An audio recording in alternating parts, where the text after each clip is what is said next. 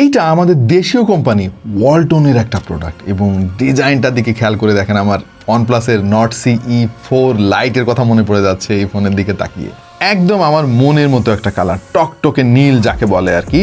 এর মধ্যে আবার তারা একটা ডিফারেন্ট টাইপের শেড দেওয়ার চেষ্টা করেছে ডুয়াল টোনের মতো। প্রেজেন্টিং ওয়ালটন নেক্সট জি N28 এবং এই হচ্ছে N28 এর বক্স। দেখতে পাচ্ছেন বক্সটাই কিন্তু একদম যারা খেলাধুলা পছন্দ করেন, বিশেষ করে আর্জেন্টিনা দলের যারা ভক্ত তাদের তো অবশ্যই পছন্দ হবে। এনিওয়ে 128GB ভেরিয়েন্টের এই ফোনটার দাম হচ্ছে 16,300 টাকা। ইনিশিয়ালি বেশ সলিড একটা ফিল আমরা পেলাম এই ফোনের কাছ থেকে, যথেষ্ট শক্তপোক্ত মনে হলো। যেহেতু এন্ট্রি লেভেলের ফোন, আপাতমস্তক প্লাস্টিক দিয়েই তৈরি, তবে বেশ প্রিমিয়াম একটা ফিল কিন্তু পাওয়া যাচ্ছিল এর কাছ থেকে।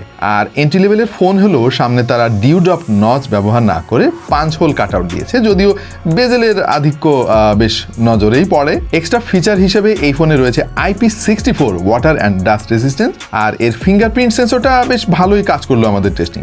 ডিসপ্লেটা কিন্তু অনেক বড় সড়ো, 6.7 ইঞ্চির একটা IPS প্যানেল তারা ইউজ করেছে। জাস্ট একটাই ঝামেলা, এটা কিন্তু HD+ রেজুলেশনের ফুল HD প্যানেল মনে হয় না যে এই বাজেটে আর সামনে আমরা পেতে চলেছি। আর এই ডিসপ্লের রিফ্রেশ রেট হচ্ছে 120 হার্জ। ব্রাইটনেস ইনডোরে ঠিকঠাক পেয়েছি আমরা, বাট আউটডোরে গেলে আপনার একটু কষ্ট হতে পারে, কারণ মাত্র 480 নিটস হচ্ছে পিক ব্রাইটনেস। এই বাজেটের ফোনে কিন্তু ম্যাক্সিমাম সবাই আমরা দেখতে পাচ্ছি যে ইউনি এসওসির দিকে শিফট হয়ে গেছে, বাট ওয়ালটন এই ফোনে দিয়েছে মিডিয়াটেকের হেলিও G81 চিপসেটটা। পারফরমেন্স আমাদের কাছে ডিসেন্ট মনে হলো, খুব বেশি ভালো না, আবার একেবারে খারাপও বলা যাচ্ছে না দাম বিবেচনায়। পেছনে 50 মেগাপিক্সেলের একটা মেইন সেন্সর রয়েছে, এটা আবার সোনির IMX855 সেন্সর, আর সামনে রয়েছে 8 মেগাপিক্সেলের selfie shooter. Well, camera quality dissent, মানে সোনির সেন্সর শুনে আমি যেরকম প্রত্যাশা করেছিলাম অত ভালো যে ছবি পেয়েছি সেটা জোর দিয়ে বলা যাবে না, তবে ডে লাইটে যথেষ্ট ভালো পিকচার আমরা পেয়েছি। ছবির কালার টোন ন্যাচারাল রাখার চেষ্টা করে এর ক্যামেরা। দিনের আলোতে ঠিকঠাক ছবি আপনি পাবেন, আর রাতের বেলা একটু দেখবেন যে কোয়ালিটি ডিগ্রেড হয়ে গিয়েছে, প্রচুর ডিটেল লস হয়ে যায় এবং ফেস অনেক স্মুথ করে ফেলে।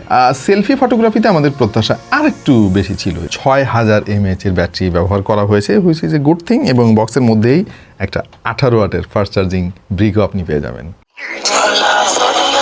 ভাই, ওয়ালটনের ফোনে তো আর একটা সারপ্রাইজিং জিনিস পেয়ে গেলাম, আর সেইটা হচ্ছে স্টেরিও স্পিকার। সো 16,000 টাকায় বাজারে অফিসিয়াল ফোন হিসেবে এটাকে কিন্তু ইগনোর করার কোনো সুযোগ নাই, কারণ এটার ব্যাটারি বেশ বড় সড়ো, সোনির লেন্স ইউজ করছে তারা। ডিজাইনটা খুবই চমৎকার ভাই, বেশ সলিড এবং শক্তপোক্ত একটা ফোন যারা খুঁজতেছেন, লম্বা সময় ধরে আপনি ফোনের ব্যাকআপ পাবেন, decent picture quality, decent performance পাবেন। আপনার কাছে কেমন লাগলো ওয়ালটন নেক্সট জি N28 কমেন্টে জানিয়ে দিন।